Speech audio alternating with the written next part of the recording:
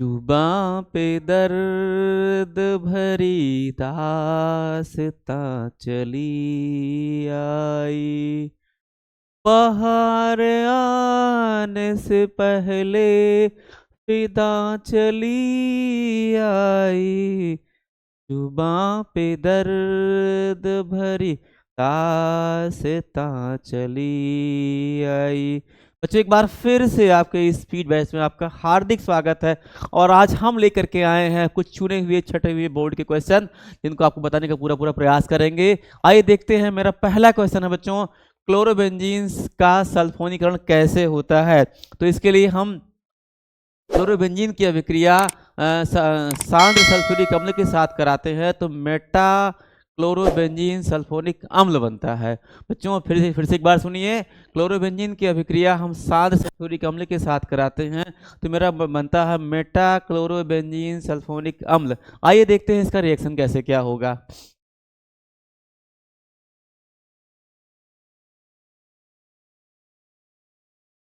Plus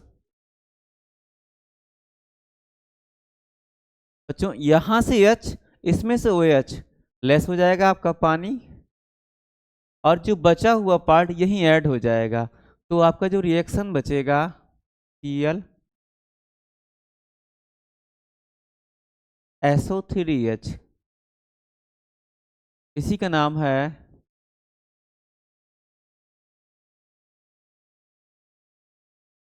chlorobenzene sulphonic अम्ल, या इसी प्रक्रिया को कहते हैं हम सल्फोनीकरण। बच्चों हमारा विचार से आप समझ गए होंगे। मेरा दूसरा क्वेश्चन है आपका, क्लोरोबेंजीन का नाइट्रीकरण कैसे होता है। तो बच्चों इसके लिए सांद्र सल्फ्यूरिक अम्ल की उपस्थिति में क्लोरोबेंजीन की अभिक्रिया हम नाइट्रिक अम्ल के साथ कराते हैं।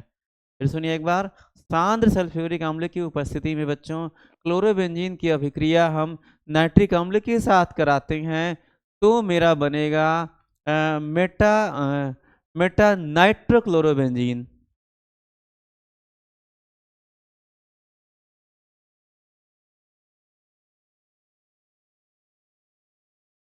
प्लस HONO2 रखिए या फिर HNO3 रखिए, दोनों का मतलब सेम होता है।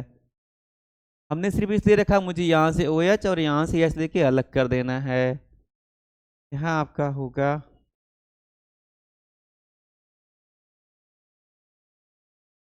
आपका बन जाएगा बच्चों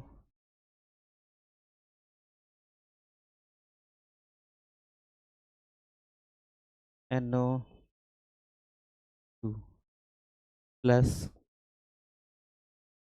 का नाम होगा मेटा नाइट्रो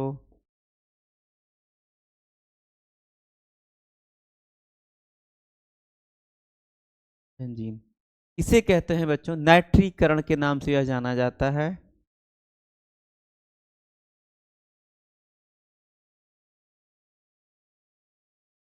मेरे विचार से आप समझ गए होंगे। अब चलते हैं बच्चों अगले क्वेश्चन की तरफ। फिर आपका आता है एथिल ब्रोमाइड की अभिक्रिया सोडियम एथॉक्साइड से कराते हैं, अर्थात यह भी एक दूसरे नाम से भी जाना जाता है विलियमसन संश्लेषण अभिक्रिया। कल हम बता चुके थे इसका दूसरा रूप, आज एक बार फिर से आ गया है तो फिर से आप ध्यान से इसको देख लीजिए। फिर सुनिए, एथिल ब्रोमाइड की अभिक्रिया सोडियम एथॉक्साइड के साथ कराने पर डाई एथिल ईथर बनता है।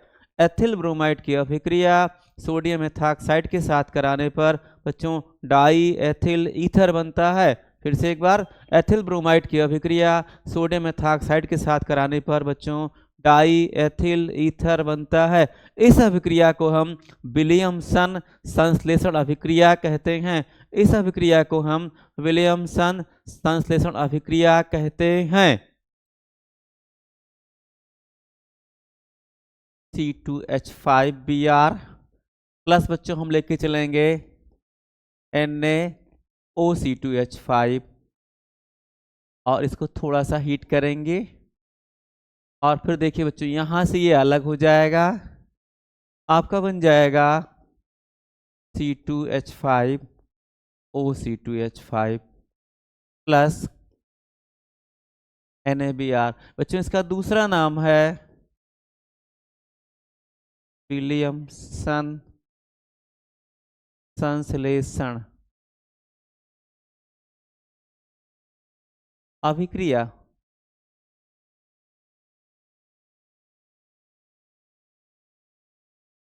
आगे देखते हैं। अब आता है बुर्ज फिटिंग अभिक्रिया। अब आता है बच्चों बुर्ज फिटिंग अभिक्रिया। अब आता है बुर्ज फिटिंग अभिक्रिया।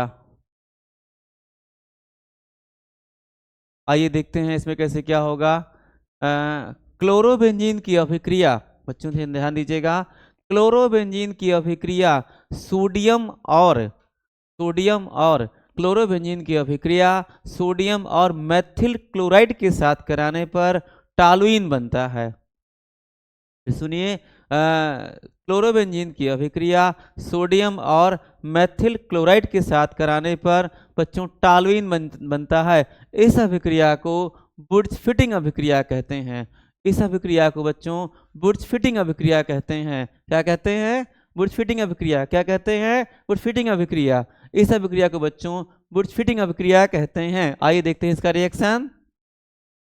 C6H5Cl plus 2Na plus CH3Cl और आगे बनेगा आपका, यहाँ लेते हैं ETO अर्थात इथेरियल विलयन। बच्चों इतना अलग हो जाएगा यहाँ से, जो बचा एक साथ आपका बच्चों बचा है C6H5CH3 प्लस 2NaCl। यह आपका हो गया बुर्ज फिटिंग अभिक्रिया। यह आपका हो गया बुर्ज फिटिंग अभिक्रिया।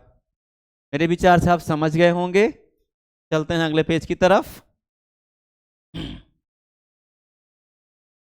अब बच्चों मेरा अगला क्वेश्चन है फिटिंग अभिक्रिया अर्थात बुर्ज फिटिंग का चचेरा भाई फिटिंग अभिक्रिया।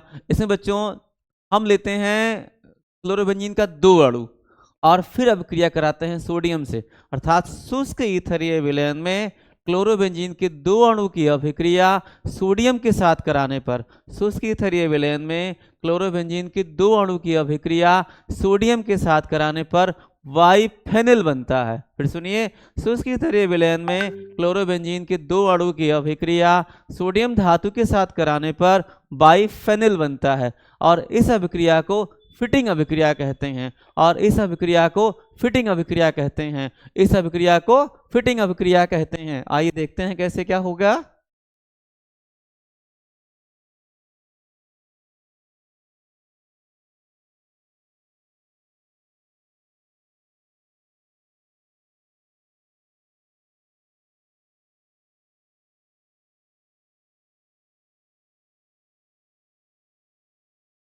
यहां से देखो बच्चों इतना एक साथ हो जाएगा,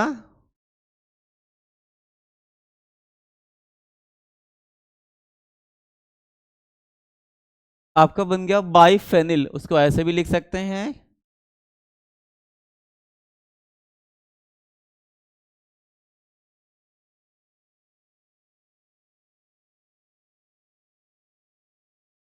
प्लस 2NaCl। इसको बच्चों बोलते हैं बाइफेनिल।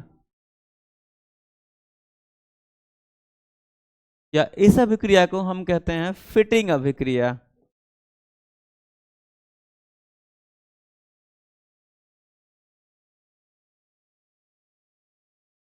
मेरे विचार से आप समझ गए होंगे, यह इस नाम से फेमस है। अब बच्चों मेरा अगला क्वेश्चन है क्रॉस एल्डोल संघनन। फिर एक बार ध्यान दीजिए, क्लोरोबेंजीन के 2 अणु की अभिक्रिया इथेरियल विलयन में सोडियम धातु के साथ कराने पर बनता है बाइफेनिल और अलग अपशिष्ट में निकलता है NaCl। इस अभिक्रिया को फिटिंग अभिक्रिया के नाम से जानते हैं। अब मेरा अगला क्वेश्चन है क्रॉस एल्डोल संघनन अभिक्रिया। बच्चों इसमें एक एसिटिल्डिहाइड और दूसरा अनएल्डिहाइड का 2 अणु लेकर के एक साथ गर्म करते हैं डाइल्यूट NaOH की उपस्थिति में।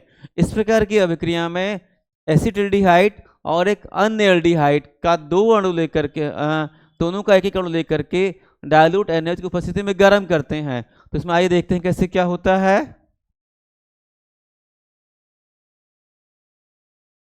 प्लस CH2 CHO CH3, इसको हम गर्म करेंगे डाइल्यूट NaOH की उपस्थिति में।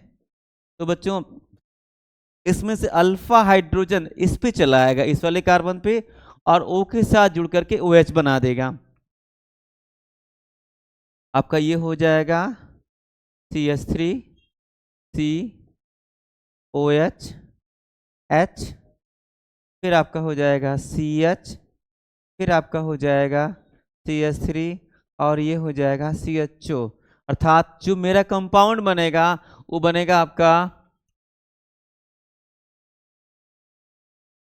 2-मेथिल 3-हाइड्रॉक्सी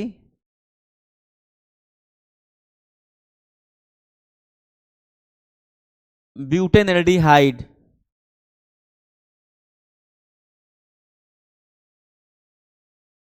और बच्चों इस प्रकार की अभिक्रिया को क्रॉस एल्डोल संघनन अभिक्रिया कहते हैं। इस प्रकार की अभिक्रिया को बच्चों क्रॉस एल्डोल संघनन अभिक्रिया कहते हैं। क्या कहते हैं? क्रॉस एल्डोल संघनन अभिक्रिया। क्या कहते हैं? क्रॉस एल्डोल संघनन अभिक्रिया। जहां तक मेरे विचार से आप कंफर्म कर चुके होंगे। तो बच्चों आज के लिए बस यहीं तक। कल फिर लेकर के आते हैं नए जोश और खरोश के साथ, नई उमंग के साथ, नया क्वेश्चन लेकर के। देखते रहिए, लगातार इस बैच पे बने रहिए। थैंक यू, धन्यवाद, मोस्ट वेलकम।